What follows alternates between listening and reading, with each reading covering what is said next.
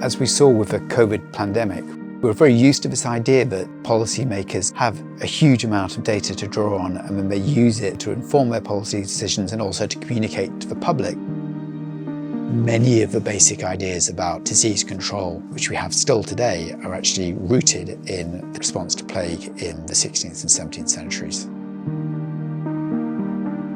Plague hit in the mid-14th century in England.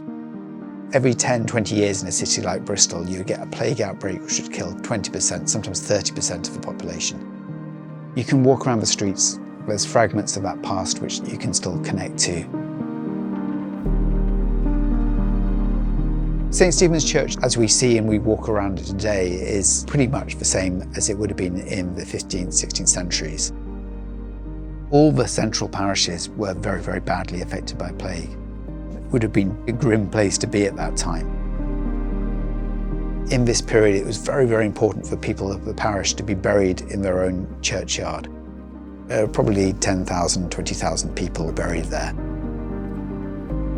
After the Reformation, every single parish has to start keeping a detailed set of records on all its births, all the marriages, and also all the burials.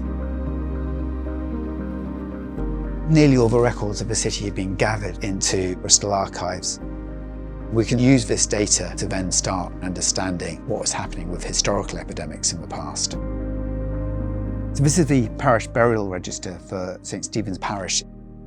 Before the plague outbreak, 1601 you got 19, and 1602 you got 46, and then 1603 it starts off normally, but then as the outbreak comes in the summer, you get burials, and you get burials, and you get burials until 188 people total died in this one parish during the course of 1603, so that's about 1 in 5 of the population. The outbreak continues into the following year, and here we have a P in the margins to indicate people who've died of plague. The thing about these records is they weren't created for the purpose of managing disease, but the data put a great deal of pressure on politicians to try to actually manage these outbreaks and bring the numbers down. By the time we get to 1665-6, the parish registers are weekly. This is data which is being used by the City Council, but is also being made available to ordinary people. Pinning it up all around the city is an important part of being able to kind of carry the public with you to justify quite draconian actions.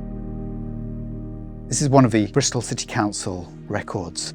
By 1665-6, we start getting this whole process which we'd be familiar with from COVID. Bans on public gathering. We start getting quarantine hospitals. When people become infected, they have to undertake household quarantine. It is actually really quite a sophisticated, detailed, multi-layered approach. It does work, and it's dealt with by means of data, which goes ultimately back to the data coming out of the parish registers.